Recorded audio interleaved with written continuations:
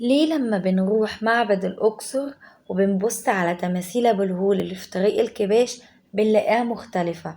يعني لو ركزنا على وش بنلاقي في وش مليان، وفي وش مسحوب، في وش فيه شفة غليظة شوية، في شفة رفيعة شوية.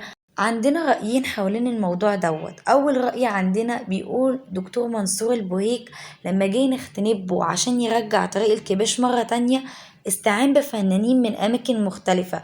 فكل فنان جاي، مثلا اللي جاي من الجنوب غير الفنان اللي جاي من الوسط غير الفنان اللي جاي من الدلتا.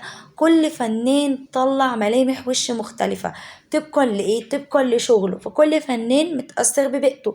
فالفنان اللي جاي من الجنوب غير الفنان اللي جاي من الشمال.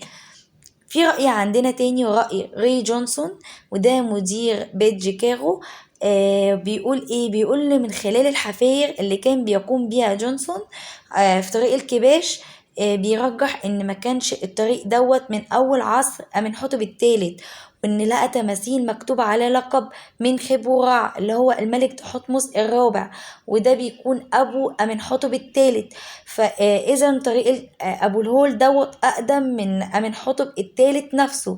فبيقول جونسون ايه؟ لما نختنبه اعاد طريق الكباش مرة تانية جاب تماثيل اللي قبله اللي اتعملت في العصر الدولة الحديثة والتماثيل العصر المتأخر ومن حقب مختلفة. كمان عصر نختنبه كان فيه صراع واقتصاد البلد ما كانش قوي، فلما عاد التماثيل لحد ما وصل للكرنك فاستعان بتماثيل طبعا قديمة. ده هنلاحظه لما نشوفه في طريق الكباش في معبد الأقصر.